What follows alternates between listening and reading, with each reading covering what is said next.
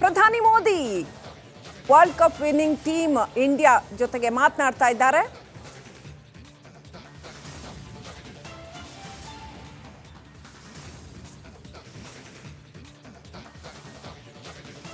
ಇವತ್ತು ಪಿಎಂ ಜೊತೆ team India ಮಾತುಕತೆ ಆರ್ಗನೈಸ್ ಆಗಿತ್ತು. ಬೆಳಗ್ಗೆ ಮಾತಾಡಬೇಕಾಗಿತ್ತು. ಈಗ ಪಿಎಂ ಅವ್ರನ್ನ ಭೇಟಿ ಮಾಡಿ ಟೀಮ್ ಇಂಡಿಯಾ ಮಾತನಾಡ್ತಾ ಇದೆ. ಎಲ್ಲ ಆಟಗಾರರು, ಸ್ಟಾರ್ ಆಟಗಾರರು ಇರೋದನ್ನು ಗಮನಿಸ್ಬೋದು. T20 ವರ್ಲ್ಡ್ ಕಪ್ ಗೆದ್ದು ಬಂದಿರತಕ್ಕಂಥ ಹೀರೋಗಳನ್ನು ಪ್ರಧಾನಿ ಭೇಟಿ ಮಾಡಿದ್ದಾರೆ. ಪ್ರತಿಯೊಬ್ಬರ ಅನುಭವ, ಪ್ರತಿಯೊಬ್ಬರೊಂದಿಗೂ ಪಿಎಂ ಮಾತನಾಡ್ತಾ ಇರೋದನ್ನು ಗಮನಿಸ್ಬೋದು.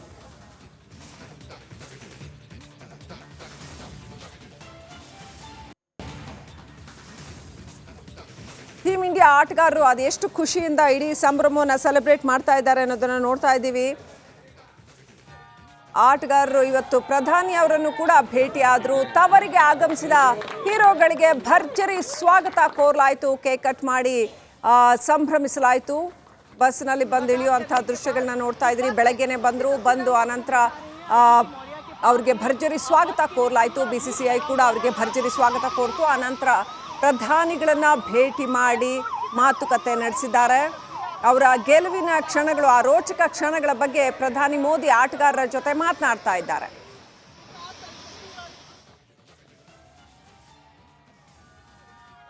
ನೋಡ್ತಾ ಇದ್ದೀವಿ, ಪಿಎಂ ಬಂದು ಮಾತನಾಡ್ತಾ ಇದ್ದಾರೆ ಆಟಗಾರರ ಜೊತೆ. ಈಗ ಆಲ್ರೆಡಿ ಮಾತನಾಡ್ತಾ ಇರುವಂತಹ ದೃಶ್ಯಗಳು. ಅದಕ್ಕೂ ಮುನ್ನ ಟ್ರೋಫಿಯನ್ನ ಪಿಎಂಗೆ ಹ್ಯಾಂಡ್ ಓವರ್ ಮಾಡಿದ್ರು. ರಾಹುಲ್ ದ್ರಾವಿಡ್ ಕೂಡ ಜೊತೆಗಿದ್ದಾರೆ. ಕೊಹ್ಲಿ ಸೇರಿದಂತೆ ಎಲ್ಲ ಆಟಗಾರರು ಜೊತೆಗಿದ್ದಾರೆ. ಆ ವಿಶ್ವ ಚಾಂಪಿಯನ್ ಟ್ರೋಫಿ ಏನಿದೆ ಅದನ್ನು ಪ್ರಧಾನಿಗಳಿಗೆ ಹಸ್ತಾಂತರ ಮಾಡಿ ಫೋಟೋ ತೆಗೆಸ್ಕೊಂಡಿದ್ದಂಥದ್ದು.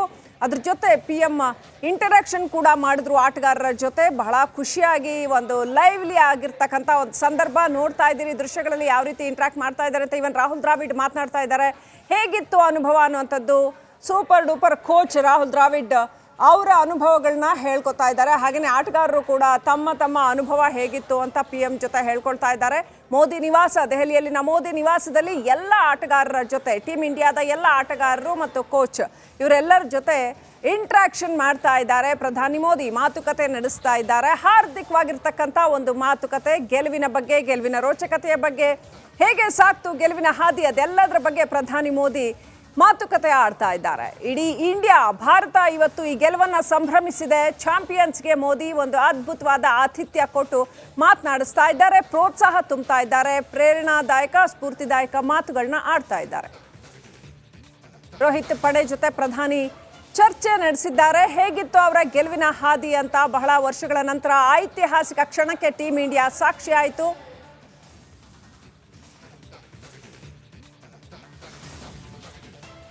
ಆಲ್ ರೈಟ್, ಇಡೀ ಸಂದರ್ಭ ಇಡೀ ಭಾರತಕ್ಕೆ ಅತ್ಯಂತ ರೋಚಕತೆಯನ್ನು ತಂದು ಕೊಟ್ಟಿರ್ತಕ್ಕಂಥ ಸಂದರ್ಭ. ಇದ್ರ ಬಗ್ಗೆ ಇನ್ನಷ್ಟು ಎಕ್ಸ್ಪ್ಲನೇಷನ್ ಕೊಡೋದಕ್ಕೆ, ಇನ್ನಷ್ಟು ಇದ್ರ ಬಗ್ಗೆ ಮಾತನಾಡ್ತಾ ಹೋಗೋದಕ್ಕೆ ನಮ್ಮ ಪ್ರತಿನಿಧಿ ಸುಮಾ ಇದ್ದಾರೆ. Over to you Suma. Srilakshmi, ದೂರದ ವೆಸ್ಟ್ ಇಂಡೀಸ್ನಲ್ಲಿ ವಿಜಯ ಪತಾಕೆ ಹಾರಿಸಿದಂತಹ ಭಾರತ ತಂಡ ಇವತ್ತು ಬೆಳಗ್ಗೆ 6 ಗಂಟೆಗೆ ಸರಿಯಾಗಿ ದೆಹಲಿಯ ಇಂದಿರಾ ಗಾಂಧಿ ಏರ್ಪೋರ್ಟ್ಗೆ ಬಂತು. ಈಗ ಎಲ್ಲ ಆಟಗಾರರು ಮೋದಿಯನ್ನ ಭೇಟಿಯಾಗಿದ್ದಾರೆ. ಮೋದಿ ನಿವಾಸದಲ್ಲಿ ಇವತ್ತು 11 ಗಂಟೆಗೆ ಮೋದಿಯವರನ್ನ ಭೇಟಿ ಆಗಬೇಕಾಗಿತ್ತು, ಆದರೆ ಸ್ವಲ್ಪ ಲೇಟ್ ಆಯಿತು. ಮೋದಿಯವರು ಕೂಡ ಆಟಗಾರರ ಜೊತೆ ಟ್ರೋಫಿಯನ್ನ ಹಿಡಿದು ಸಂಭ್ರಮಿಸ್ತಾ ಇದ್ದಾರೆ.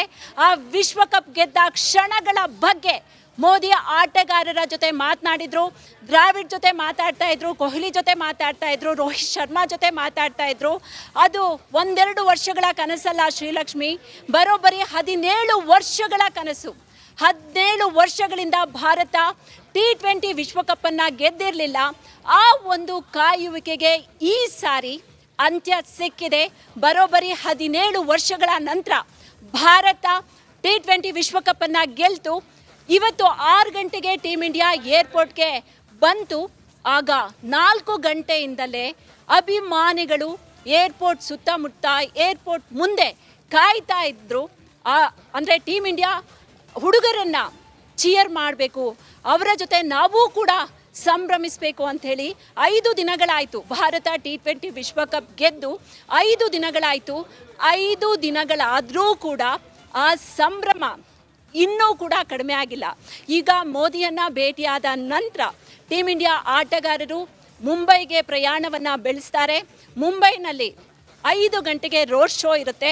ಅದ್ದೂರಿ ರೋಡ್ ಶೋಗೆ ಎಲ್ಲ ಪ್ರಿಪ್ರೇಷನ್ ಕೂಡ ನಡೆದಿದೆ. ಸಾವಿರಾರು ಸಂಖ್ಯೆಯಲ್ಲಿ, ಲಕ್ಷಾಂತರ ಸಂಖ್ಯೆಯಲ್ಲಿ ಅಭಿಮಾನಿಗಳು ಕೂಡ ಅಲ್ಲಿ ಸೇರ್ತಾರೆ. ನಂತರ ರೋಡ್ ಶೋ ಮೂಲಕ ಟೀಮ್ ಇಂಡಿಯಾ ಆಟಗಾರರು ವಾಂಖಡೆ ಸ್ಟೇಡಿಯಂಗೆ ಹೋಗ್ತಾರೆ. ಅಲ್ಲಿ ಒಂದು ಕಾರ್ಯಕ್ರಮ ಇರುತ್ತೆ, ಆಟಗಾರರನ್ನು ಸನ್ಮಾನ ಮಾಡಲಾಗುತ್ತೆ ವಾಂಖಡೆ ಸ್ಟೇಡಿಯಂನಲ್ಲಿ. ನಂತರ ಆಟಗಾರರು ರೋಹಿತ್ ಶರ್ಮಾ ಟ್ರೋಫಿಯನ್ನು BCCIಗೆ ಹಸ್ತಾಂತರ ಮಾಡುವಂತಹ ಕೆಲಸವನ್ನು ಮಾಡ್ತಾರೆ. ಶ್ರೀಲಕ್ಷ್ಮಿ, ನಾವು ನೋಡ್ತಾ ಇದ್ವಿ ದೃಶ್ಯಗಳಲ್ಲಿ ಟ್ರೋಫಿಯನ್ನು ಫಸ್ಟ್ ಪ್ರಧಾನಿಗೆ ಅಲ್ಲಿ ಹ್ಯಾಂಡ್ ಓವರ್ ಮಾಡಿದ್ರು. ಆನಂತರ ಇವತ್ತು ಸಂಜೆ ಸುಮಾ ಹೇಳ್ತಾ ಇದ್ದಾಗೆ ಸಾಯಂಕಾಲ ಭರ್ಜರಿ ವಿಜಯೋತ್ಸವ ಇರುತ್ತೆ. ವಾಂಖೇಡೆ ಸ್ಟೇಡಿಯಂನಲ್ಲಿ ಸಾಕಷ್ಟು ದೊಡ್ಡ ಸಂಭ್ರಮೋತ್ಸವ ಇರುತ್ತೆ. ಇದನ್ನ ಸೆಲೆಬ್ರೇಟ್ ಮಾಡಲೇಬೇಕು ಇಂಡಿಯಾ. ಯಾಕಂತಂದ್ರೆ ಇಡೀ ಭಾರತ ಈ ಖುಷಿಯನ್ನು ಹಂಚಿಕೊಳ್ತಾ ಇದೆ. 17 ವರ್ಷಗಳ ನಂತರ ಇಂಥದ್ದೊಂದು ಬಹುದೊಡ್ಡ ಸಂಭ್ರಮ ಭಾರತಕ್ಕೆ ಒಲಿದು ಬಂದಿದೆ.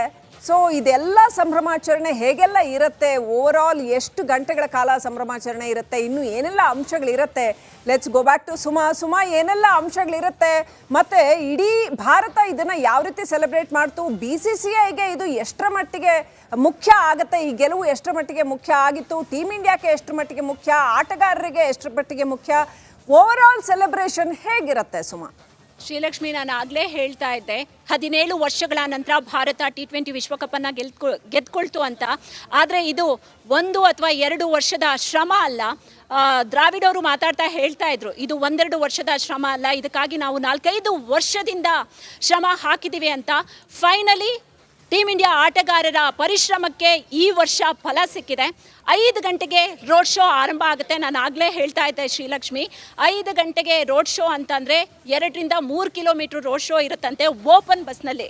ನೀವು 2007ರ ವಿಶ್ವಕಪ್ ಭಾರತ T20 ಟ್ರೋಫಿಯನ್ನು ಗೆದ್ದಿತ್ತು. ಆಗಲೂ ಕೂಡ ಭಾರತ ತಂಡವನ್ನು ಓಪನ್ ಬಸ್ನಲ್ಲಿ ವಿಜಯೋತ್ಸವ ಮಾಡಿದರು, ರೋಡ್ ಶೋ ನಡೆಸಿದ್ರು, ಒಂದು ಅದ್ಭುತವಾಗಿ ವೆಲ್ಕಮನ್ನು ಮಾಡಿದರು ಟೀಮ್ ಇಂಡಿಯಾಗೆ.